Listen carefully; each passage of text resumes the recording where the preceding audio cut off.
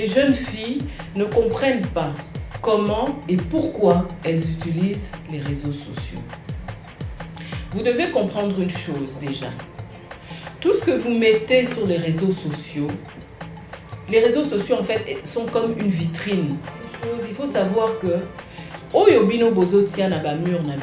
tout ce que vous mettez sur vos murs, c'est l'image que vous donnez de vous. Et cette image, elle peut être positive comme négative. Tu as l'habitude, ah non, moi j'aime être sexy, il faut absolument qu'on me voit sexy sur les réseaux sociaux. Johanna, tenue, et parfois c'est même ce qui est étonnant et triste, c'est que parfois c'est même pas des tenues que vous portez dans la vie courante. C'est juste que vous voulez donner une certaine image de vous. Et cette image-là, malheureusement, vous suit. Aujourd'hui, vous êtes encore à l'école, n'est-ce pas? Mais un jour, vous allez entrer dans la vie professionnelle.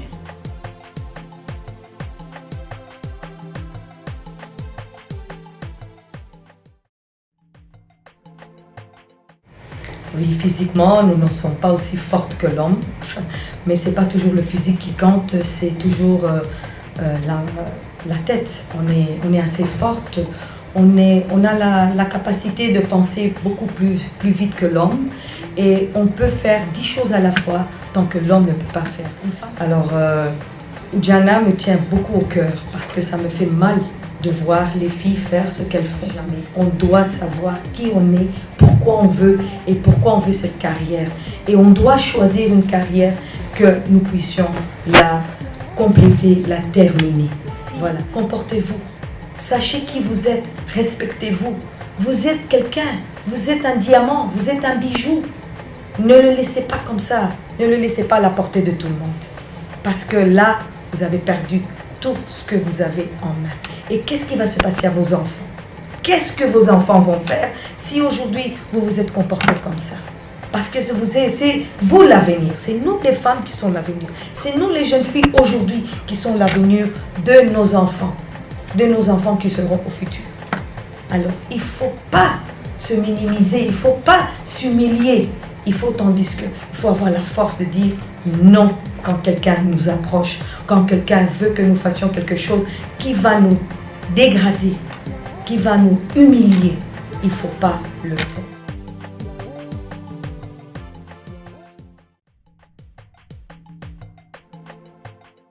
Lorsque les femmes travaillent, je vous jure, c'est énorme. Vous savez, si vous ne vous valorisez pas vous-même, le monde, nous sommes combien de milliards de personnes. Si vous ne vous valorisez pas vous-même, personne ne va le faire à votre place. Alors réveillez-vous, secouez-vous, prenez-vous en charge, quel que soit l'âge que vous avez. Décide toi-même dans ta tête. Qu'est-ce que tu veux faire de ta vie? Ce qui est important, tu le sais. Quand ce n'est pas ton papa ou ta maman qui te le dit, c'est une tante, c'est la directrice, il y a toujours quelqu'un qui te dit ce qu'il y a de faire de bon et de pas bon. Donc, valorisez-vous vous-même, respectez-vous vous-même, parce que si vous ne le faites pas, personne d'autre ne va le faire. Et si vous voulez une vie meilleure, commencez par arranger déjà vous-même et d'être le meilleur que vous pouvez être.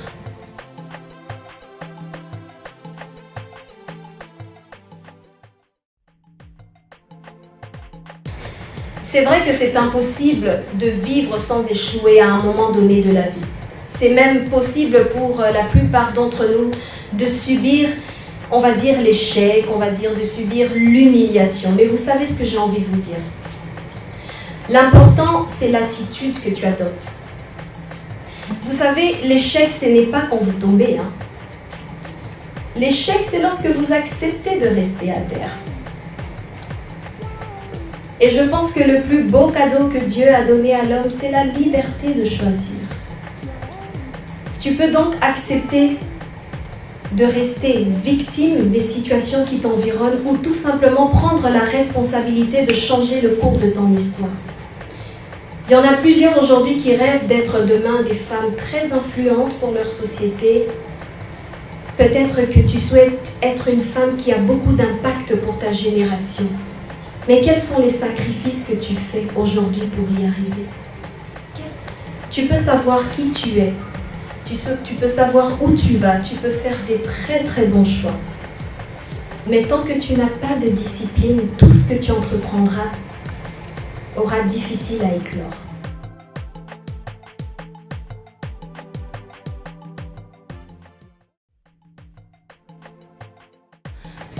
La femme est un être très sensible et qui a comme première but de s'occuper des autres.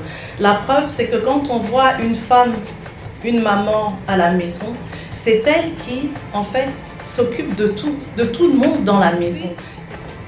On ne comprend pas, mais au Congo, on a l'impression que la fille se perd. À partir de 15-16 ans, la fille ne reprend pas ce leadership qu'elle a depuis son enfance. Et je me demande qu'est-ce qui se passe.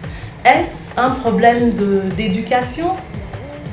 Est-ce un problème d'ambition personnelle? L'ambition n'est pas nécessairement en hauteur, mais l'ambition, c'est ce que moi je veux devenir et comment est-ce que je veux l'être. Et on l'a dit à suffisance, ce n'est pas toujours par rapport à ce que les autres pensent, mais qu'est-ce que moi je veux devenir, comment est-ce que je veux le devenir. Et ensuite, j'allie l'ambition avec les opportunités. Donc, quelque part, ayons toujours les yeux ouverts sur les opportunités qui nous entourent. Parce que ce sont ces opportunités-là qui nous permettront de réaliser nos ambitions. Merci.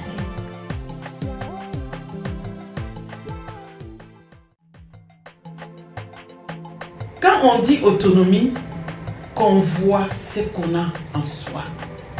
Donc, on va parler de l'autonomie. L'autonomie, c'est une souveraineté. C'est une autogestion. C'est un self-government. C'est une indépendance. C'est le particularisme. C'est une liberté. C'est aussi un pouvoir de prendre seul une décision et de l'exécuter. Seul. Qu'est-ce qui est contraire à l'autonomie? Et que vous, en tant que jeune fille, vous ne devrez pas accepter dans votre communauté. C'est la dépendance, la subordination, l'esclavage. Chacun a un pouvoir intérieur.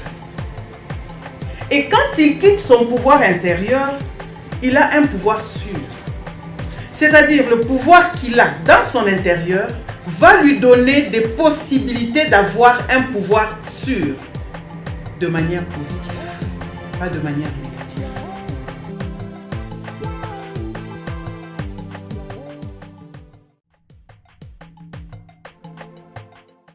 L'estime de soi, c'est-à-dire que quand tu te mets debout, quand tu te réveilles le matin, tu te laves, tu te regardes dans ton miroir. Avant que ta mère te dise que je t'aime ou je t'apprécie, ou ton père, ta soeur, ta cousine, tes collègues, tes amis à l'école, toi-même d'abord, tu dois t'aimer. Faire confiance en ta personne et ne pas se dévaloriser. C'est-à-dire que quand tu te regardes le matin, aie confiance que Dieu a mis en toi des qualités, des potentiels, des valeurs et que tu es unique à ton genre. Toute jeune fille ici doit se dire, c'est vrai, j'ai une ambition, j'ai une destinée, j'ai un but à atteindre. Mais il y a une qualité qui est très, très importante, la perfectibilité. C'est-à-dire avoir cette faculté, avoir cette qualité de te dire, bien que c'est ce que je veux être demain, je dois me dire que je ne suis pas encore arrivée. Il y a encore des imperfections, je ne suis pas encore parfaite, mais je dois faire un effort pour progresser, pour m'améliorer. Une fille ici a une destinée, a un rêve, a un but à accomplir. Et ta destinée est tellement radieuse. Tantôt, on a entendu des femmes, comme on dit, des femmes brillantes, qui ont impacté les sphères de la société. Pour toi, ce n'est pas impossible. C'est possible. Dieu le sait, mais toi aussi, tu as ta part. Dieu a sa part, toi aussi, tu as ta part. Alors, développe ces trois qualités, l'estime de soi, l'image corporelle, la perfectibilité, et tu atteindras une destinée radieuse. Merci, que Dieu vous bénisse.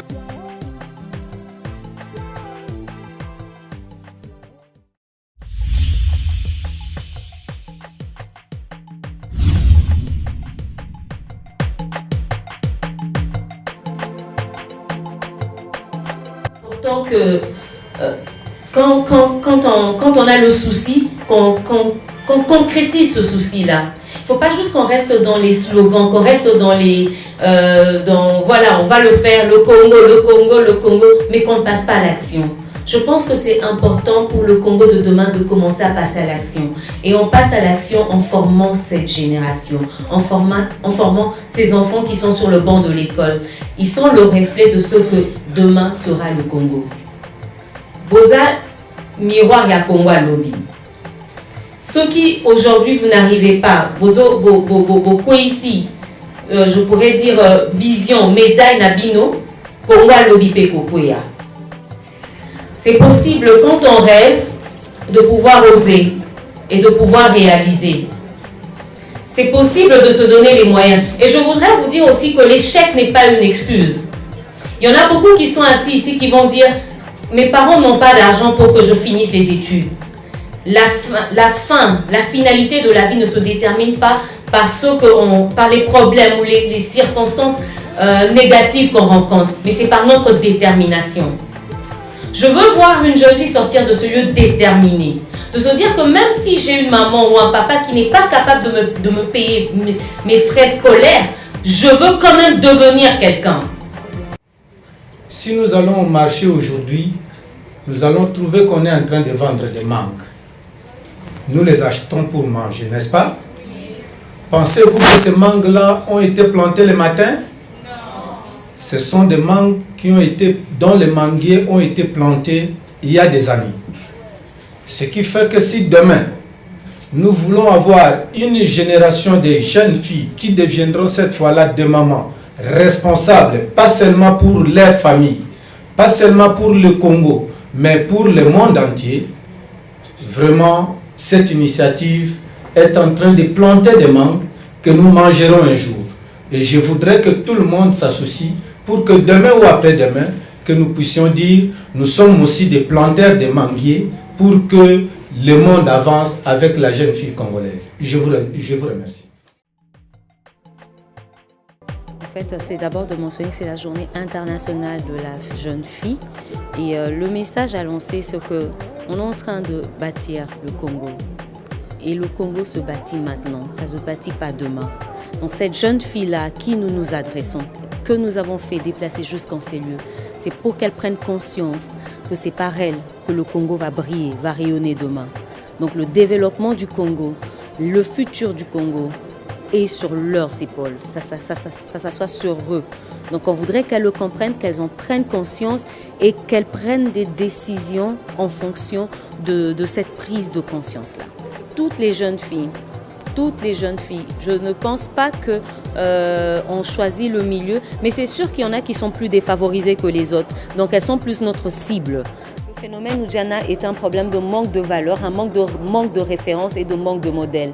Je crois que si ces jeunes filles commencent à avoir des modèles et des femmes, des femmes qui sont des références et des modèles pour elles, elles comprendront qu'elles peuvent se prendre en charge et qu'elles peuvent faire la différence.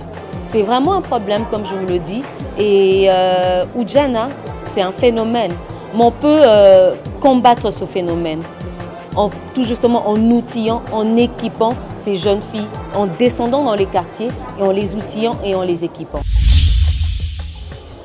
Quand on croit en quelque chose, je crois qu'on peut y arriver.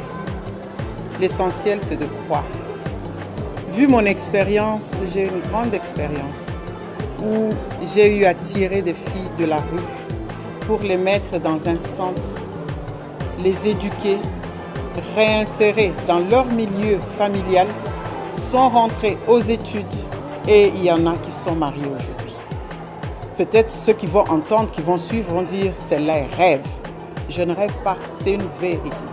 On peut vérifier au Bureau international catholique de l'enfance, le BICE, et on trouvera ces dossiers-là des filles qui ont quitté la rue et qui ont pu se positionner dans leur vie. Être dans cet état, ce n'est pas une maladie.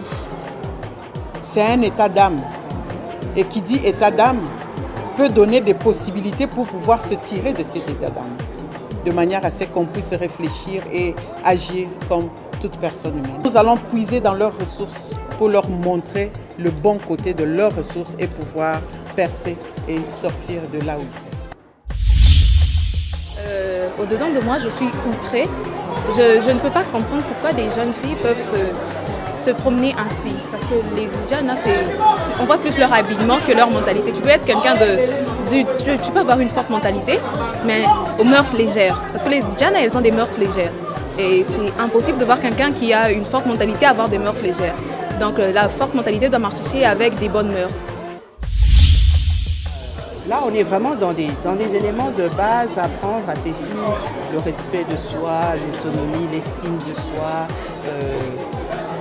tourner le regard en elles-mêmes et les capacités qu'elles peuvent avoir, parce qu'on est dans une société quand même où la culture n'est pas toujours aussi facile, elles ont tendance à se dévaloriser. Donc on est cette journée, on est vraiment sur des éléments de base où on dit à ces jeunes filles, ne vous sous-estimez pas, vous pouvez de vous-même remettre les choses en question, voir de quelle manière vous pouvez changer les choses autour de vous, mais vous avez en vous-même la capacité, vous n'êtes pas n'importe qui, vous êtes... il faut leur donner de l'espoir et il faut leur apprendre à s'estimer. C'est déjà le départ de tout, l'estime, le respect de soi. Cet exercice, c'est vraiment de pouvoir tirer beaucoup plus de femmes, et on commence par les plus jeunes, les inculquer l'importance d'étudier. Parce que c'est le départ. Parce qu'une fois qu'elles ont étudié, elles ont les meilleures prédispositions à faire les bons choix pour leur avenir. Et c'est là le départ de tout. Il y a beaucoup à faire. Mais c'est un début. C'est un début magnifique. Donc, grand bravo.